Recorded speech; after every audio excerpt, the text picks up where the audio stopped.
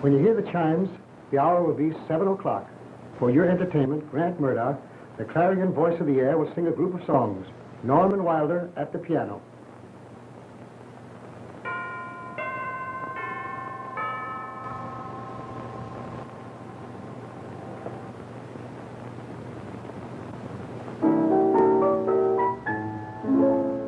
Out where the moonbeams greet the morning, someone is waiting patiently. Out where my ship of dreams is sailing over a calm romantic sea. And when the distant blue horizon beckons to me, I know I'll be out where the moonbeams greet. Ted, get going. Deliver these while Grant Murdoch is still broadcasting, or I'll lose his trade. Step on it. Ah, the big sissy.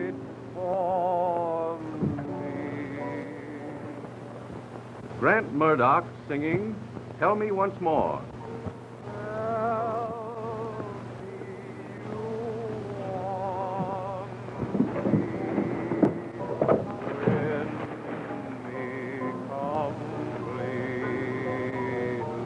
Grant Murdoch, my big moment. Grant Murdoch, huh? He's every woman's big moment. I spoke to him in the hall only yesterday when he was going up to Norman Wilder's studio. We talked. We've been nodding to each other as we passed for months. And now these. Stick to your modeling, girlie. I remember him 2 years ago. A big, beautiful animal posing in the life class at the Art League, and later for caller ads. And now he gets $1,500 every time he sings. And you're telling me to stick to my modeling?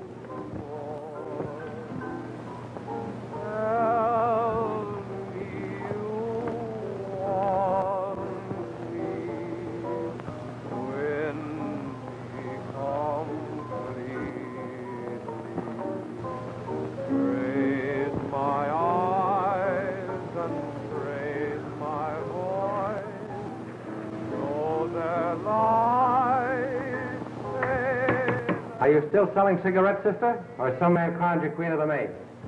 No man has crowned me yet, brother. I live in hope.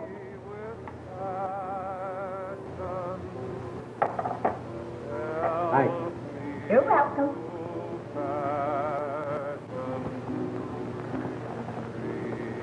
That will bring surrender. Tell me once more. Hey, sweet pea, give us a look, will you? Give us a look. Yes, sir. It's from the sap, Lefty. I'm singing to you now. Oh, don't take it like that. The only difference between Elsa's racket and ours is she gets the flowers while she can still smell them. Give me them flowers. Yes, sir. No use tipping your hand. I told the boss not to put her on this job. Oh, Elsa don't care for nobody but you, Lefty. Take them in. Yes, sir. Does that look like I've fallen down? I'm moving in tomorrow. First my suitcases, then in go the trunks. I'm going to marry Grant Murdoch. There. Flowers from him. Bring them here, Minnie. Yes, ma'am. Does these look like I've fallen down? Sends me a box every night. He used to send flowers to other women, but I put a stop to that. I made him promise he wouldn't even give an autograph to anyone but me. Look at this card. I'm singing to you now. Singing to me. Others are listening in, millions of women, but he's singing only to me. Does that look like... Joe, why don't you say something? Oh, give me more time, Joe. Ike Bergen fell down. Listen, Joe. Minnie, Yes, sir. get out. Yes, sir.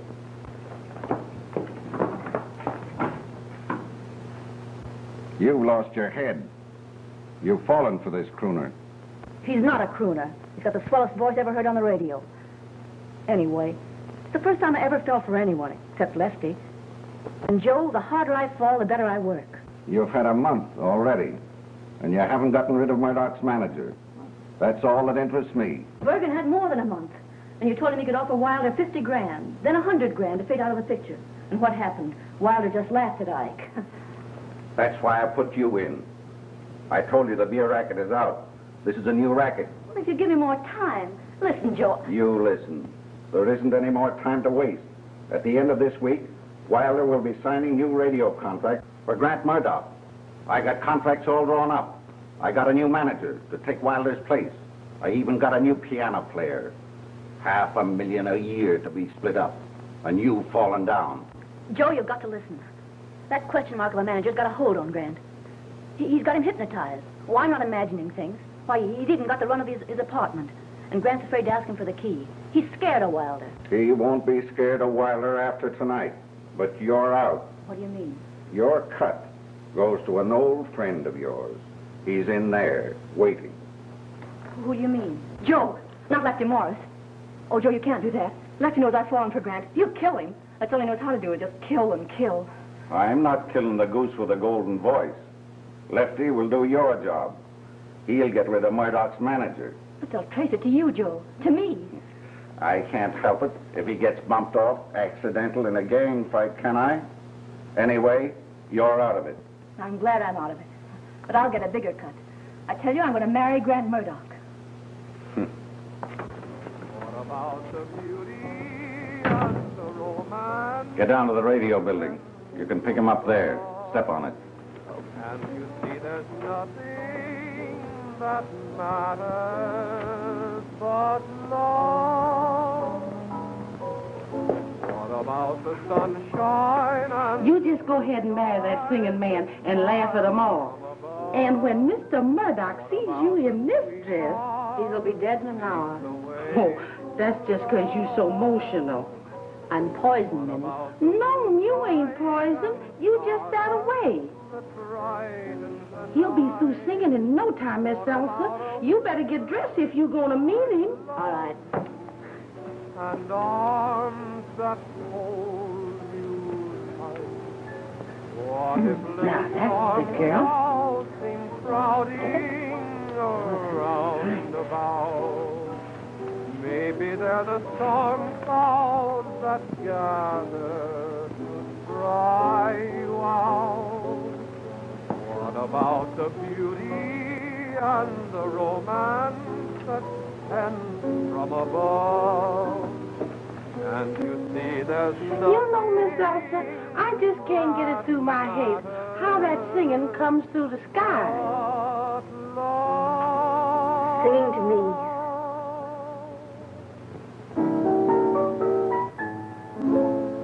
Out where the moonbeams greet Sing to me through the night. morning, someone is waiting patiently. Out where my ship of dreams is sailing over a calm romantic sea. And when the distant blue horizon beckons to me, I know I'll be out where the moonbeams greet the morning, greeting the one who waits for me.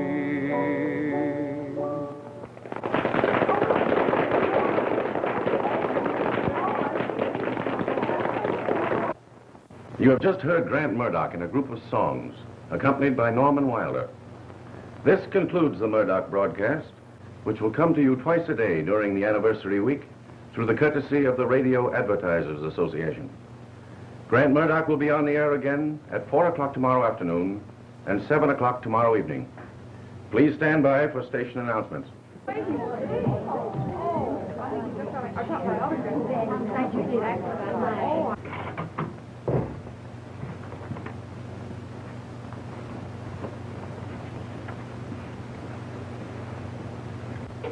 Oh, I'm putting in a new song tomorrow afternoon. I'll coach you in it tonight and tomorrow morning. Say, I've got to have some time to myself. We put in a new song last week.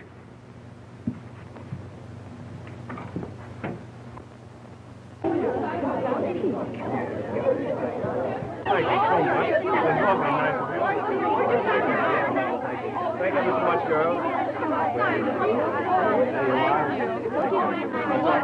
There you are. It's awfully nice of you, girls. Thank you. Oh, Mr. Van, Oh, sure I am. Glad to. I'm glad you girls like it. A lot depends on whether I can see Mr. Wilder tonight. Tell him I'll only take a minute or two of his time. I'll fix it. Just as soon as he finishes sorting Mr. Murdoch's fan mail. Do you want an audition? No, but I do want to talk to him about my voice. Just leave it to me. I'll take care of it. He's a regular guy. Not like that.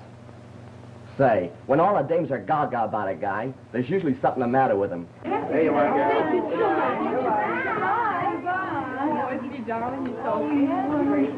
Wait here till I come back. I'll tell Mr. Wilder you got a swell voice, just like a canary. Oh, you won't let me down, will you? You can sing, can't you? Oh, yes, I can sing. Okay.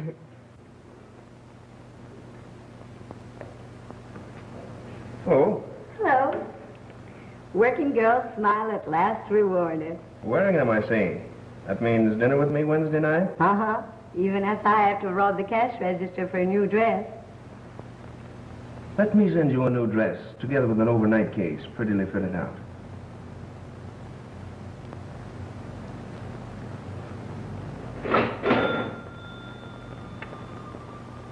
Are you sure? All right. Just dinner then, wherever you say. A soup kitchen with you would be the Ritz to me. Ritz it is. Wednesday night? You bet. Okay.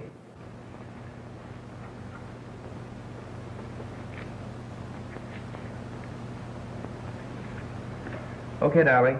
Bye-bye. Bye-bye.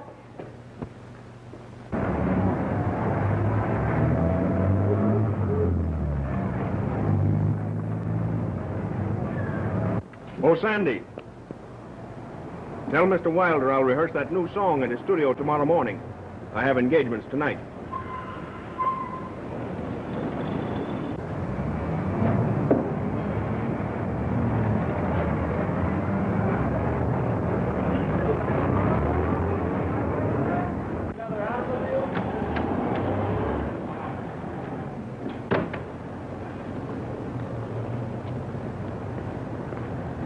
Hi, Jake. Hi, Sandy. How's about it? Everything is a great. Hi, boy.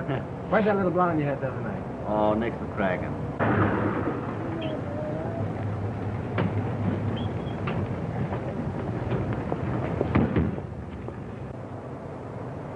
Lefty Morris. And poison.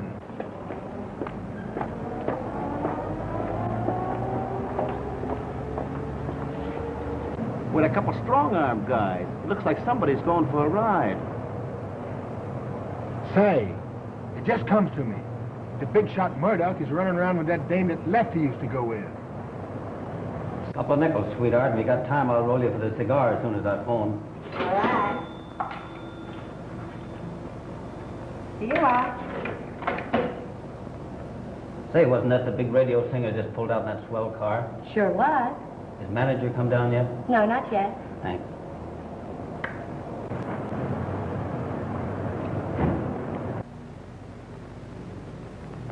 Hi, Nancy. Hello, Sandy.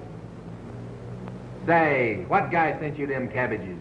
And who wants to know? Me, Sandy Higgins. Oh, Nancy, tell me who sent them, so I can bust him in the nose. Bought 'em myself.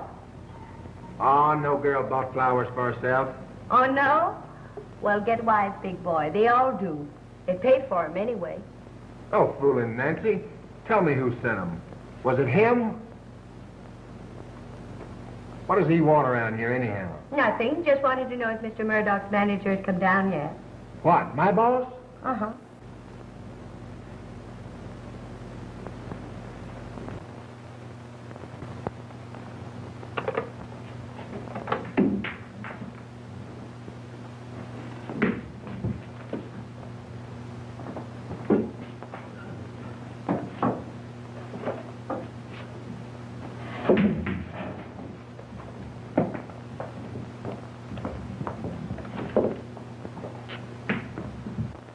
I understand. You don't want to make sacrifices unless your voice justifies them. I don't want others to make sacrifices. Tell me, how long have you studied voice? Since I was 16. Even before that. But I don't want to continue unless I can reach the top. Well, it isn't an easy matter to reach the top, but it is simple to test your voice. Now, I have an appointment with Mr. Murdoch this evening, but if you'll tell me where I can get in touch with you. You're very, very kind, Mr. Wilder. No, not at all. I'm very, very interested. You have an unusual quality in your speaking voice. I think we could make the test tomorrow morning. I hope you can. Tomorrow I have to decide which way I'm going. I've reached a crossroad. Crossroads. Each day, hundreds of letters come to Mr. Murdoch. These are love letters, mash notes.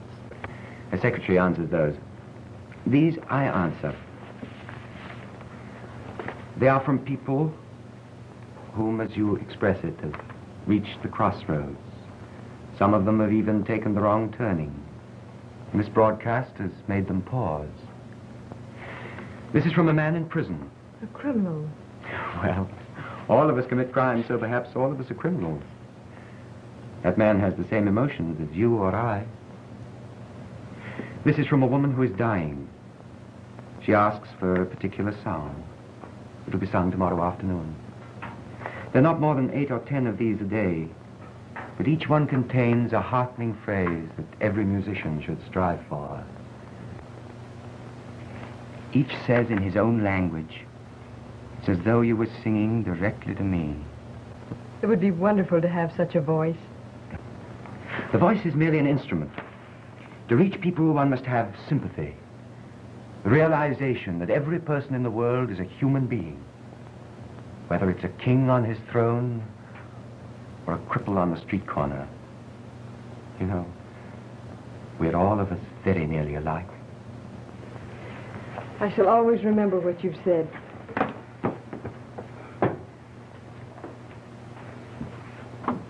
Goodbye, and thank you, Mr. Wilder. Goodbye. Say, boss, you got any business with a guy named Lefty Morris? Mr. Morris, Sandy, who's he? He's Joe Maestro's rodman. Rodman? Yes, boss. Guns. He's downstairs waiting for you. Well, why didn't you bring him up? Bring him up? Why, boss, he bumps people off, croaks them, kills them for Joe Maestro. Oh, you have fantastic ideas, Sandy. Here, gather up the letters, will you? I have an appointment this evening. No fooling, boss. Killing is Lefty Morris's business, just the same as music is yours.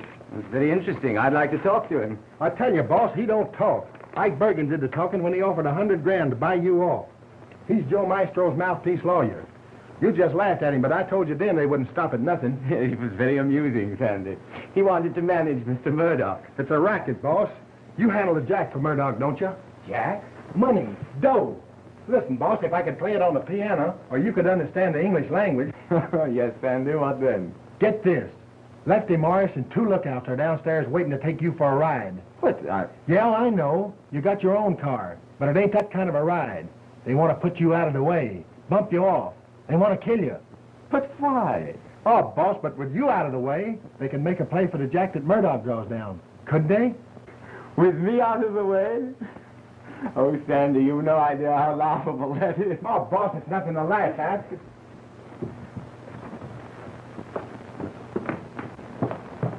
Listen, boss. That woman that Murdoch's running around with, she's in it, too. She used to be Lefty Morris's ma, and she's still with the gang. Oh, boss, just this once, do what I tell you, will you, please? Baby, you ain't had a horse on me yet. That only proves that horses are scarcer around here than horses' necks.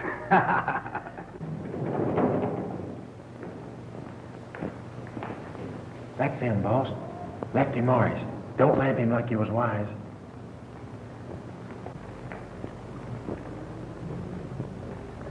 There goes Mr. Wilder now. Swell guy. You get that tip off? Now, boss, do what I tell you.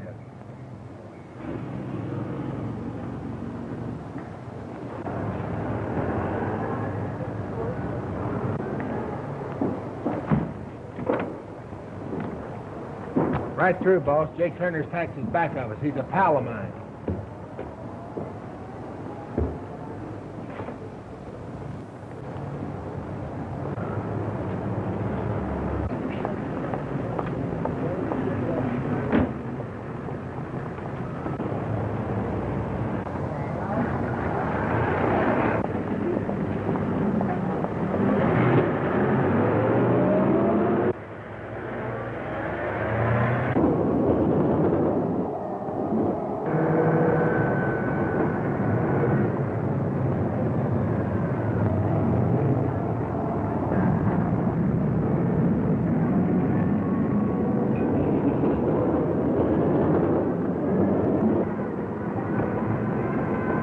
Pull up alongside of him. Let him have it.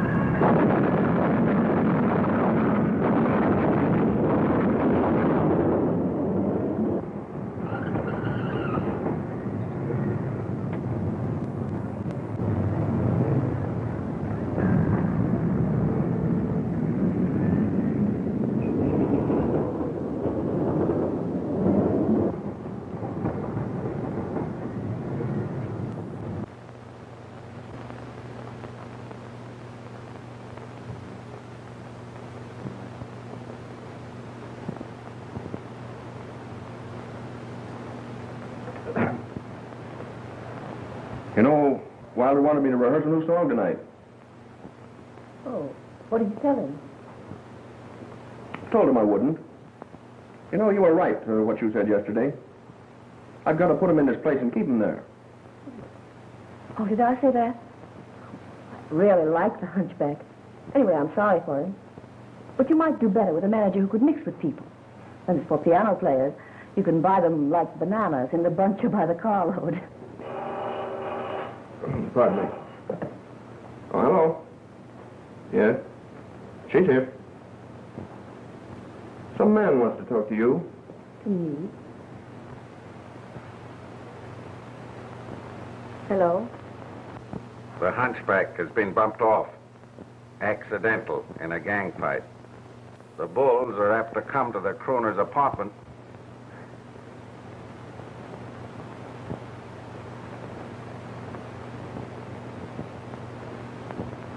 Say, what man's calling you at my apartment?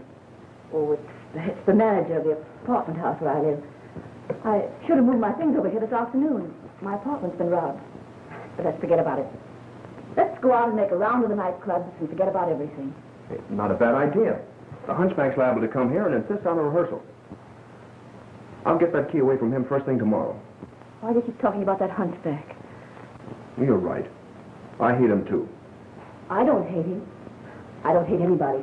I'm in love with you. Oh, Grant, for the first time in my life, I'm really in love all the way through.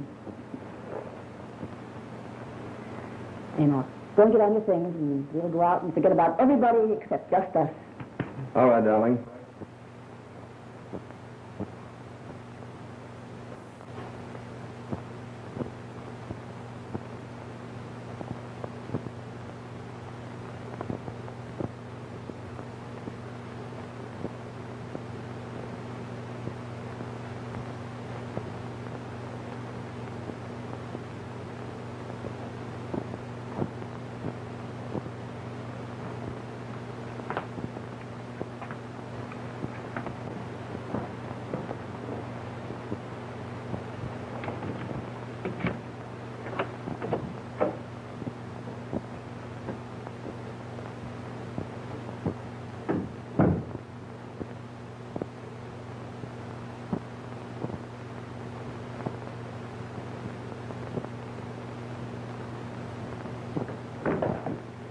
Oh, hello.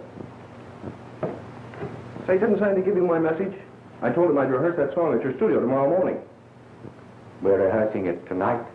But I'm going out. I've got engagements. Come on, Grant. Don't let that hunchback tell you where to get off. Aside from the necessity of rehearsing, it might be as well if you chose your company a little more carefully. Are you trying to tell me who I can go with? Merely cautioning you. I don't want to take the time to create another celebrity. Incidentally, the car I was supposed to be riding in tonight was riddled with bullets. What? Say, somebody must have thought I was in the car. No. But apparently some of your friends have planned to share in the profits of your voice. A most amusing plot. Why is he staring at me like that? He's crazy. Don't listen to him, Grant. He's trying to come between you and me. Come on. His mind's as twisted as his body. I'll be at your studio first thing in the morning.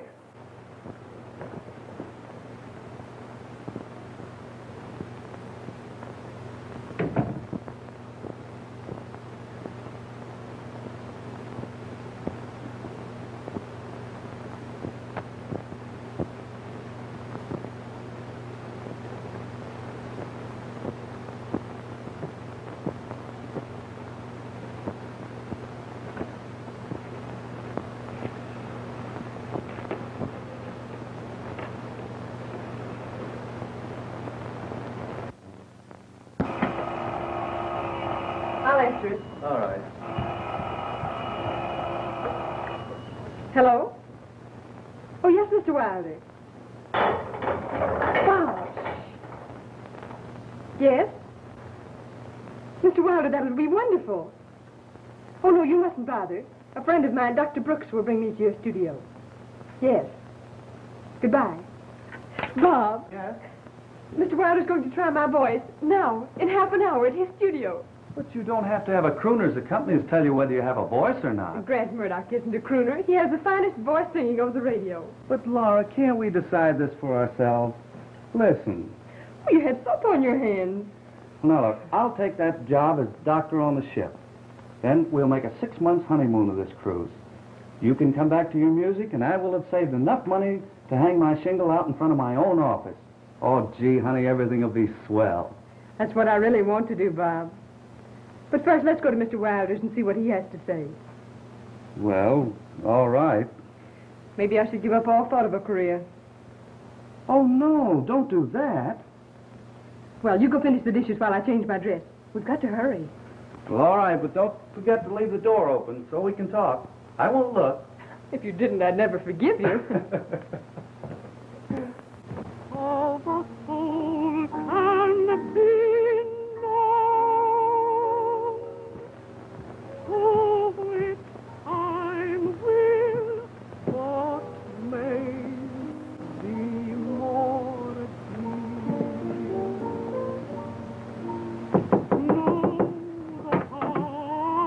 Hello, George. I have soup, a cabbage, some sugar, but no coffee, no bread, no butter. We have some coffee and a ham hock. We'll cook it with a cabbage. Fine. And crackers and cheese. That's plenty. That's a dollar. I'm glad. Just listen to that woman's voice. Norman Wilder certainly can pick talent, can't he? Dad, what's in those bundles? Your radio. You've sold something. What a lovely voice. Oh, yes, I did. I sold my masterpiece for $8. They said they'd use the design for a wallpaper. Come on in. Come on.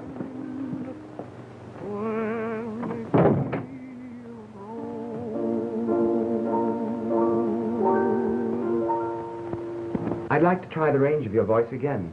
But first tell me, what is the sacrifice you must make in order to keep on with your music? Well, you see, Mr. Wilder, She was thinking of me, Mr. Wilder. Oh, I understand. A question of career or marriage? There's a little more to it, but that's about the case. You see, we're both poor and... In love. I could go into some kind of business. Then Laura could have both marriage and a career.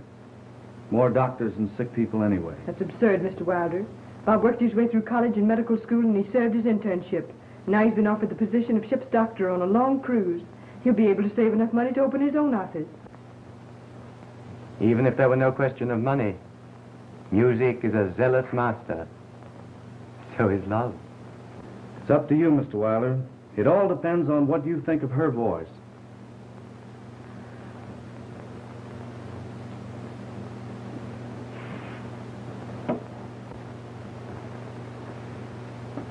She has as true a voice as I've heard in years.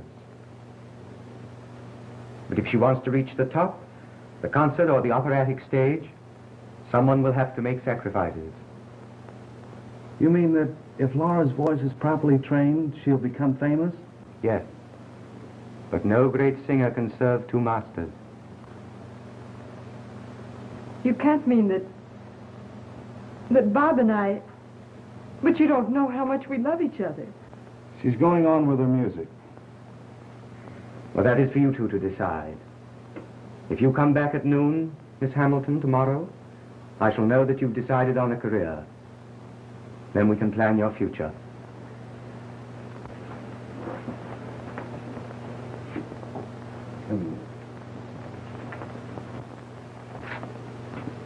There's nothing to cry about. Well, you're going to be the world's greatest singer. But, Bob... Oh, now, come on, stop it. Well, you'll have me crying in a minute. Come on, we'll talk this thing out ourselves, huh? Come on.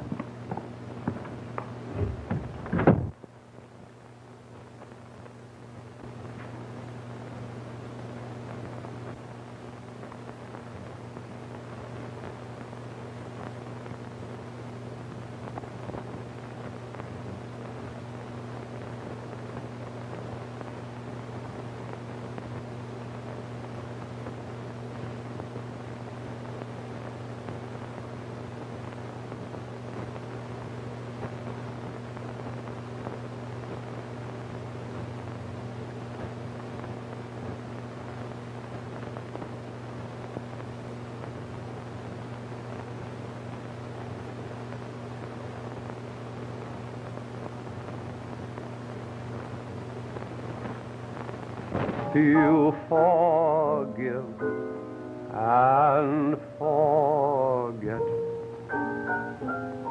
I can't go on without you. Life is a sad affair. How can I prove I'm sorry?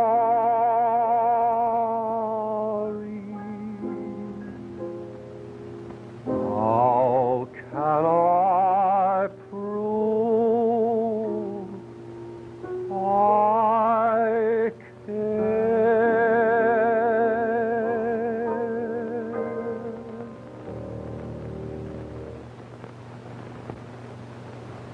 But you give no appearance of sustaining the phrases till the end. Now, come here. Now, take this phrase. I can't go on without you.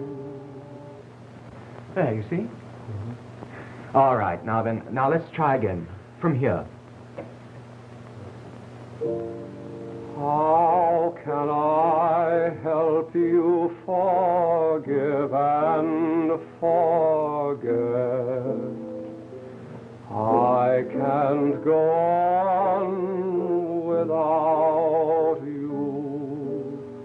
Life is a sad affair. How can I prove I'm sorry? How can I prove I care?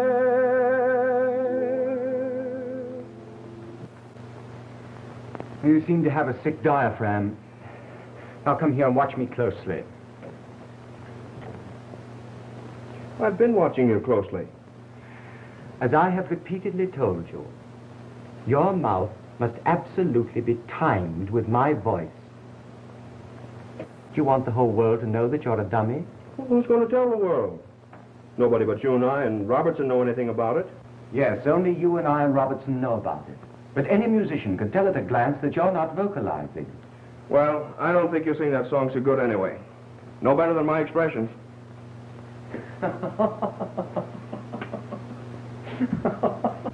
You can go now. I have a pupil coming at 12 o'clock.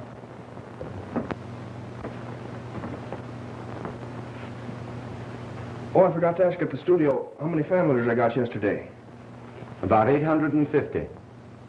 Biggest mail I got this month. I congratulate you. Thanks. I'll see you at the broadcasting station. Yes.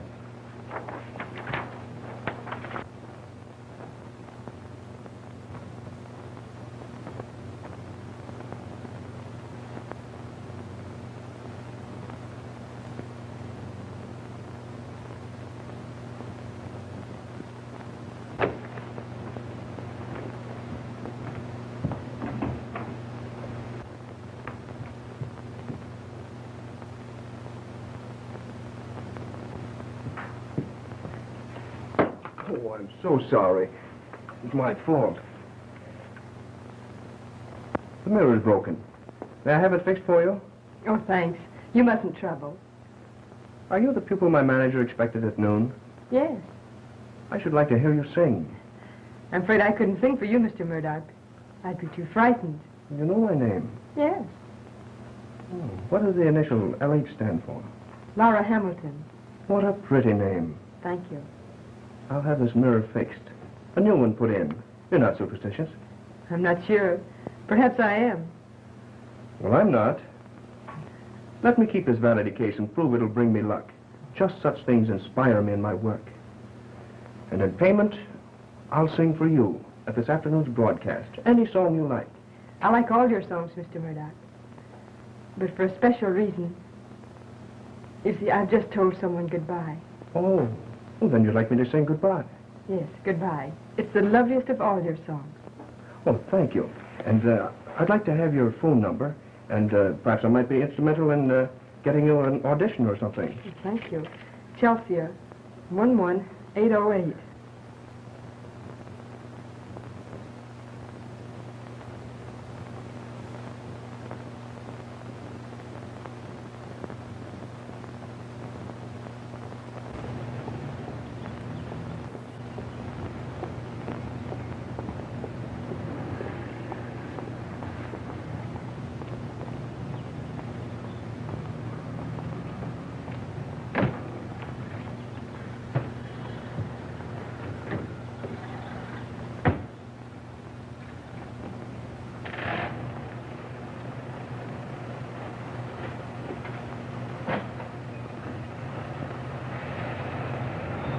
So Dr. Brooks is sailing at midnight.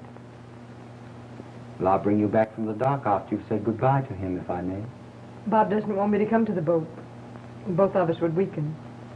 But when he comes back in 6 months... But I said I wasn't even going to think of such things. Just music. This cruise meant a great deal to you, didn't it? We planned on it as a honeymoon.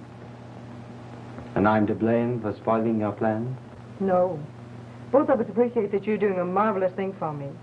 Bob said to tell you he's leaving me entirely in your charge. Then let me make a suggestion. We invariably do all of our thinking and our dreaming in the language which we know and like the best. So should it be with music. One should actually think and dream in music? To the musician, the world should be an orchestra, sometimes playing harmoniously, sometimes discordantly. Just now I looked out of the window. You were saying goodbye to Dr. Brooks. Although in a minor key, that was harmonious. Then I wondered what was delaying you. I went and looked out into the hall. You were talking to Mr. Murdoch. That was discordant. I was crying. But Mr. Murdoch kindly said he'd sing for me this afternoon. Any song I should select. Which song did you select? Goodbye. Mr. Murdoch sometimes makes promises which he cannot fulfill. He promises to sing to many women. But Mr. Wilder, he has such depth of feeling in his voice. I can't believe he's shallow. Sometime we'll talk more about him. At the moment, it's enough to say that the afternoon program is already made up. Mr. Murdoch will not be able to sing for you the song he promised. Now, come. Shall we do some scales? Out where the moonbeams greet the morning, someone is waiting patiently. Out where my ship of dreams is sailing over a calm romantic sea. And when the distant blue horizon beckons to me, I know I'll be out where the moonbeams greet the morning, greeting the one who waits for me.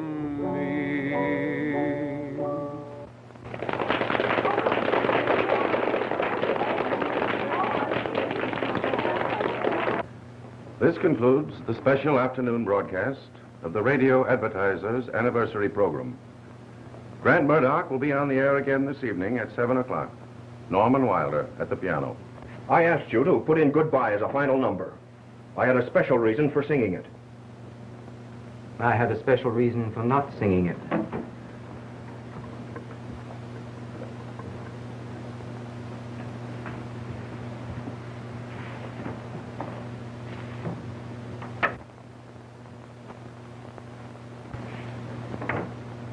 Say, what are you doing with my letters? Just today I realized what I have done in giving you money and fame. I put before the public a splendid dummy so that people wouldn't have the vision of my distorted body when they heard my voice. Your voice. Where were you and your voice before you got a hold of me? People laughed as soon as you opened your mouth. It's my personality that's put this act across and brings in the money. Neither the fame nor the money mattered. My voice is reaching millions. Today it was brought home to me that you have abused the prestige I have given you. You've given me? It's me that people talk about. Say, if you want to know how much your voice has to do with it, you've got it in front of your eyes. 5 or 6 letters a day, while hundreds come from those who admire me. Now get this. You keep your nose out of my personal affairs, or I'll slap you down. Murdoch, keep away from Miss Hamilton. Miss Hamilton? Oh, yes. Yes, the young lady you met in my hall, leaving my studio this morning. Oh, so that's it. You're falling for her. That's funny. Say, Wilder, have you ever taken a good look at yourself in the mirror? That's beside the point. Remember, you have nothing to do with Miss Hamilton. She differs materially from your type of woman. She has talent and it's been placed in my charge. Stay away from her. You interest me in this dame. Fact is, as soon as I laid eyes on her, I was interested. Whom are you telephoning to? That's my business.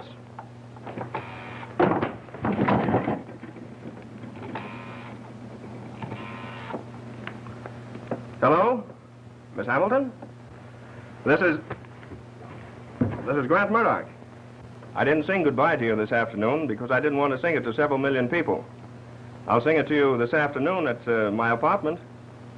Oh, and say, I heard several complimentary things about you from my manager. Yes. 5 o'clock? All right. Well, she's coming to my apartment to hear me sing. Well, I never had to sing for one yet.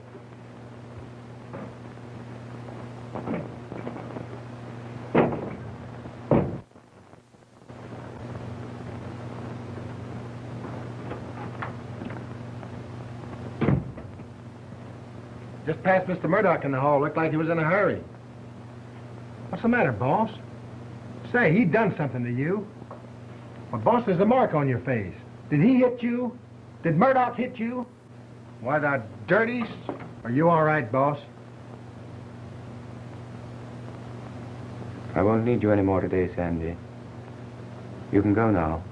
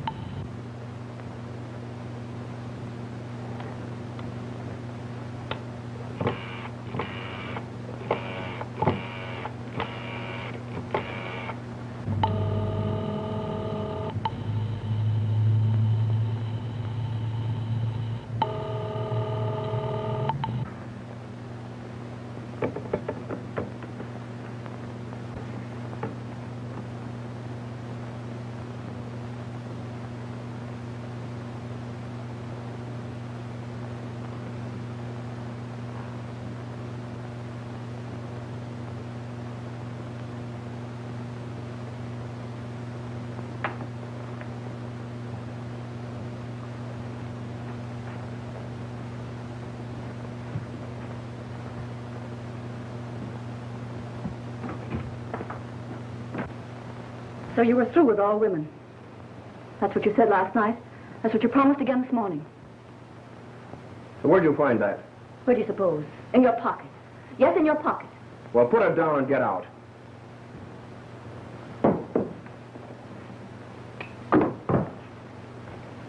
So you think you can move me in before breakfast and throw me out before dinner? Well, I'm not getting out. Not for any woman.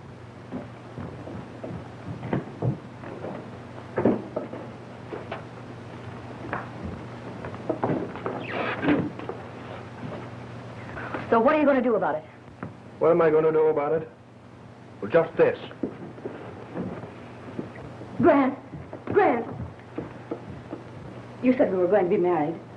I love you. I'm not going to let you do this to me. Married? Say, get out, and get out quick. I got a date.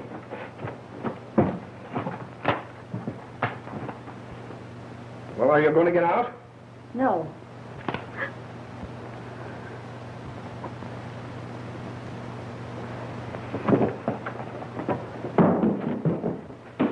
Are you going to get out, or do I have to throw you out? I'll go.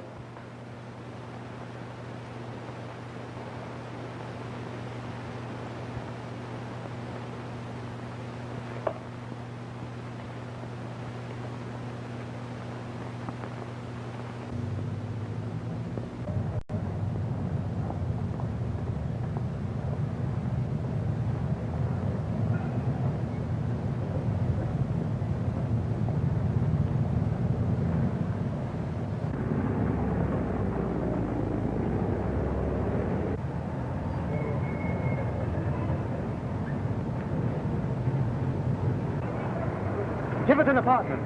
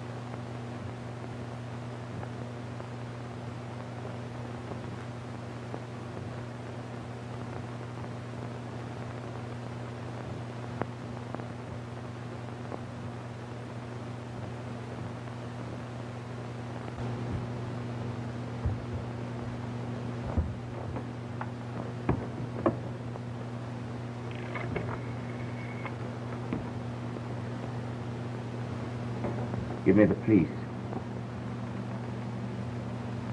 Hello. Police Department? This is Norman Wilder speaking. Manager and accompanist of Grant Murdoch, radio singer. Grant Murdoch has been shot. Yes, the Tiverton apartment. Yes, he's dead. Shot through the heart. I killed him.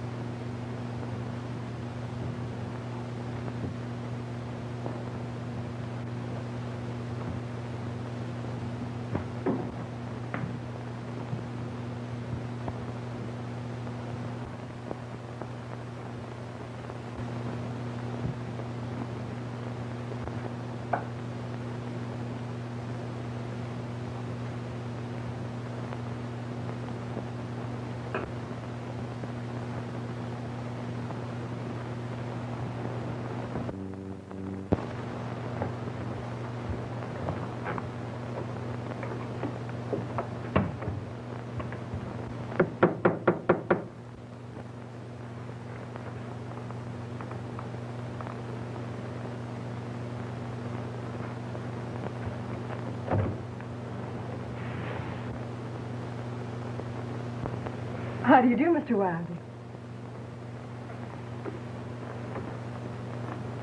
What an attractive place. What's the matter? You must have come back for this. Come back? But I've never been here before. Mr. Murdoch said if I'd come at 5, he'd sing for me. Is he in? Do you mean to say you've never been here before? No. Then how did this get here? Well, Mr. Murdoch was going to have it fixed for me. I broke the mirror this morning. Dropped it outside your studio.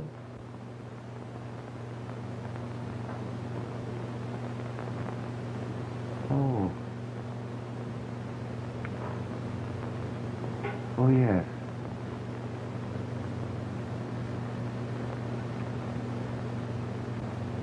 My dear, you must take it and go away at once. Mr. Murdoch isn't here. You must never tell anyone you came to his apartment. But why? I merely came to...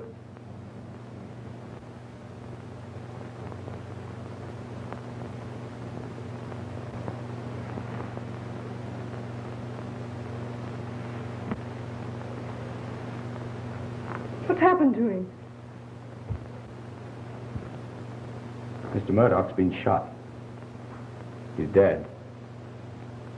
Mr. Murdoch is dead? Who killed him? I don't know now who killed him. But you must leave at once. I telephoned the police that I killed him. You telephoned the police that you... I came here to kill him. I bought a pistol and I came here and I found this. Murdoch was in there dead. And this and your vanity case lying on the floor beside him. You thought I'd been here. Did you think I had... Listen. So that's why you told the police you did it. Let's go at once. But they mustn't find you here. Later you can clear yourself. You can tell them someone else telephoned the police. Please go quickly. You mustn't be seen with me. You'll leave as soon as I've gone? Yes. I'll be at my apartment. You'll hear from me.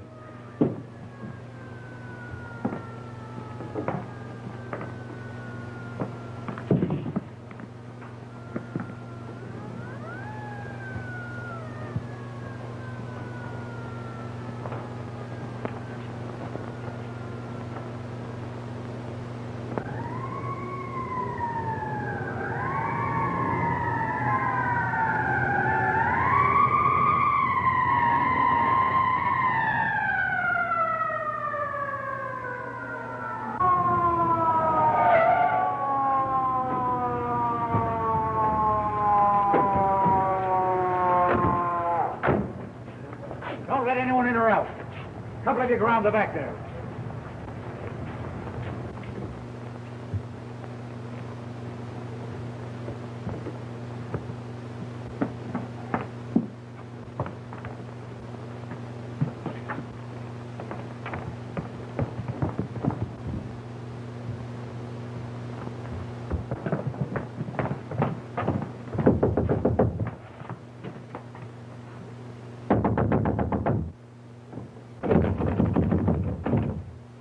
Bring it in.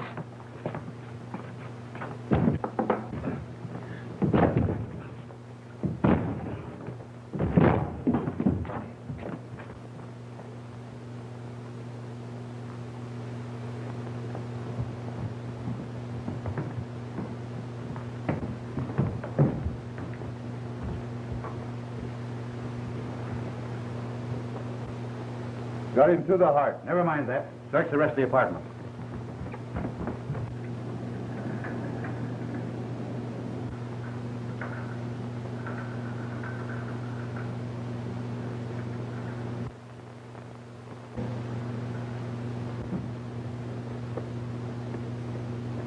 There he is up there. Come on down over there. Come on down.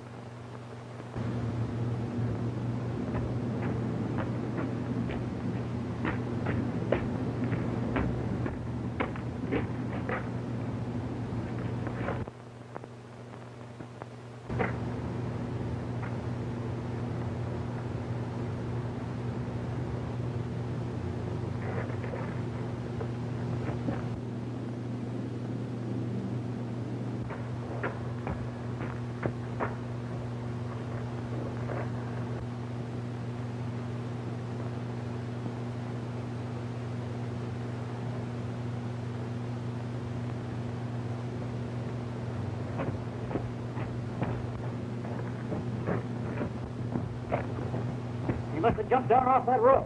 Yes, Lieutenant, the blood stopped right here. Yeah, come on.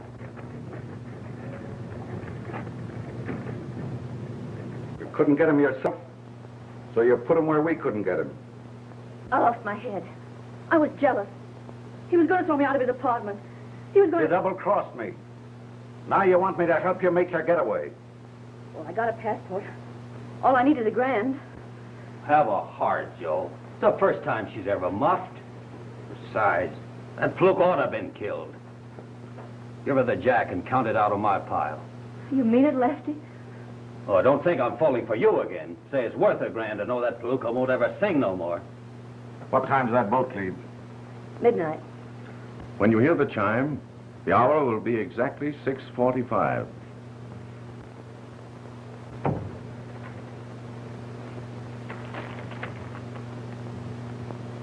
Please stand by for a special announcement. A bulletin just received from police headquarters tells us that Grant Murdoch, who for nearly a year has broadcast from this station, was shot through the heart shortly after his afternoon broadcast. The shooting occurred in Mr. Murdoch's apartment. If you'll stand by, I'll try to get further news.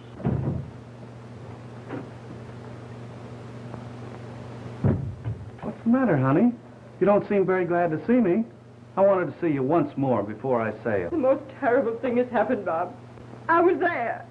What? Where? In his apartment. Grant Murdoch's apartment. Just after he was killed. In Grant Murdoch's apartment? A city press bulletin has just been received saying that Norman Wilder, the manager and accompanist of Grant Murdoch, after confessing over the telephone that he'd killed Murdoch, attempted to escape from the apartment. He was fired on and wounded, but is still at large. Please stand by. Mr. Wilder's been wounded. Bobby didn't do it. I'll tell you all about it. Oh, come, darling. Sit down. Don't upset yourself like that. Just think of it. I had a date with Mr. Murdoch tomorrow night for dinner. Oh, that little hunchback. I knew he was jealous of Mr. Murdoch's voice. I just knew it all the time. That's so. Uh-huh. Say, did you hear the news? Grant Murdoch's been killed. Murdered. You're telling me. I was dressing to go out to dinner with him. New dress and everything. Why do such things have to happen to me? Yeah, but did you know that Norman Wilder killed him? I knew he'd do it. After that, he went and confessed to the police. Oh, never mind that. Go on upstairs and get the remains of that ham hock and cabbage. I know, Go on. I know, but we got to eat. Go on.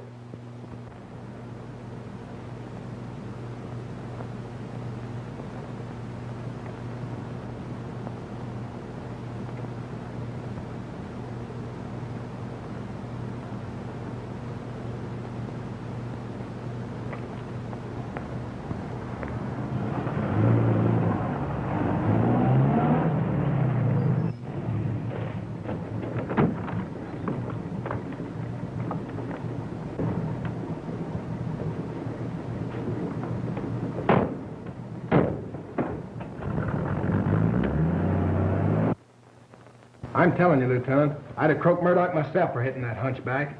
Say, he's a swell guy. I'd take the rap for him. Stick to the facts. Well, that's all there is then. I ain't seen either Murdoch or Mr. Wilder since they left the broadcasting station. All right, Sandy. You can go. Thanks.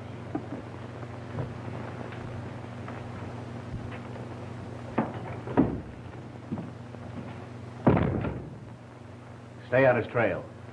He may lead you to Wilder.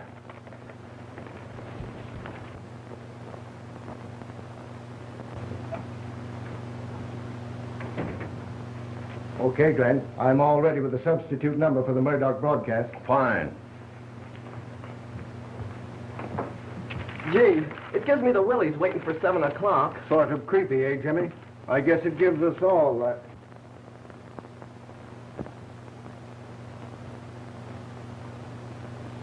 Who's in Murdoch's room? Nobody. All the doors are locked. Glenn, a signal has just come from Murdoch's room. Hey, that's funny. You better stall until I investigate. Yeah, sure. What's the matter now, Thornton? The usual signal has just come from Murdoch's room. The ready signal. I'm investigating. Your instructions are to keep out of Murdoch's room. I'll investigate. Sound the chimes for Murdoch at 7 o'clock and be ready to cut in with that mic. But Murdoch's dead. Be ready to cut in with that microphone at the usual time. Mr. Wilder made me leave the apartment ahead of him. He said I'd hear from him later. The hour is 7 o'clock. We're tolling the chimes for Grant Murdoch.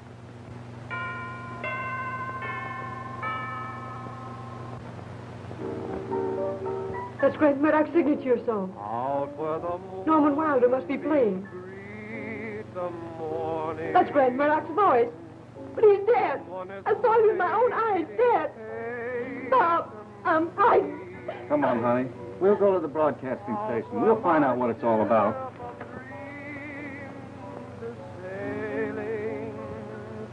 He's dead. I killed him. But that's his voice. Say, what is this? Are you trying to pull a fast one?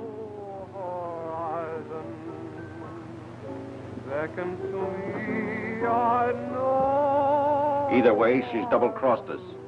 Now she's turned yellow. She's liable to squeal.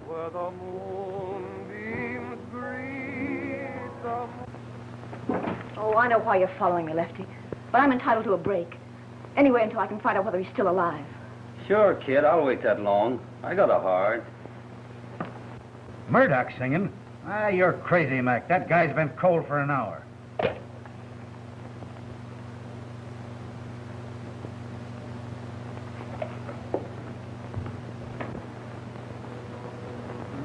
Greeting the one who waits for... Hey, am I screwy or am I screwy? Any police broadcast? Go to the radio building in connection with the Murdoch murder and investigate the broadcast now on the air. Shadows are creeping and darkness is near. This is the end of it all. Soon we'll be parted forever, my dear. Promise you'll sometimes recall.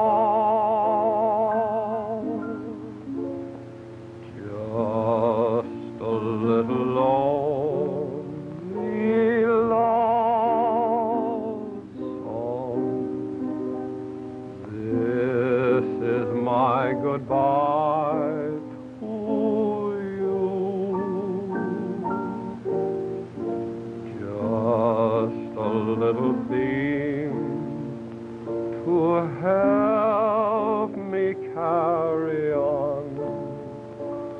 Just a lonely dream to linger when you're gone.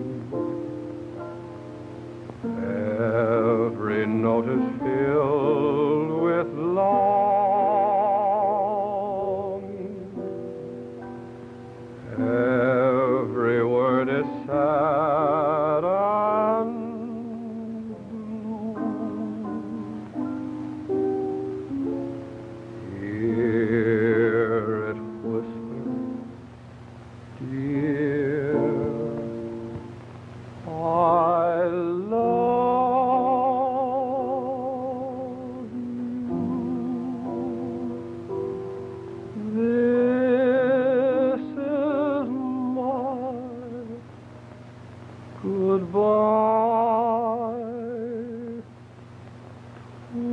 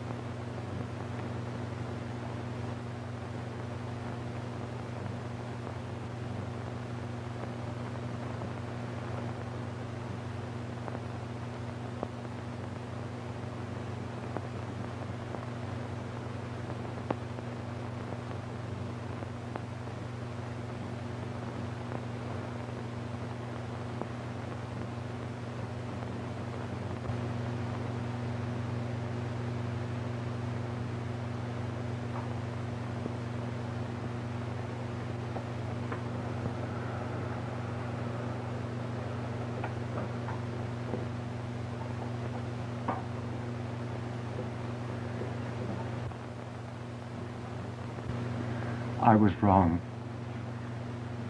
Love and music are not two masters.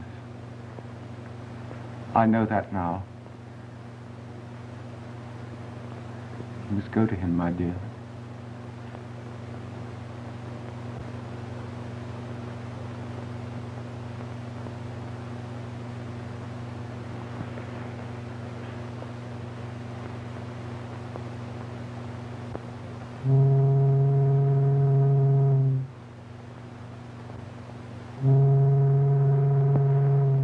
I can still hear his voice. To me, he's like a song that's been sung, yet it lives forever in your heart.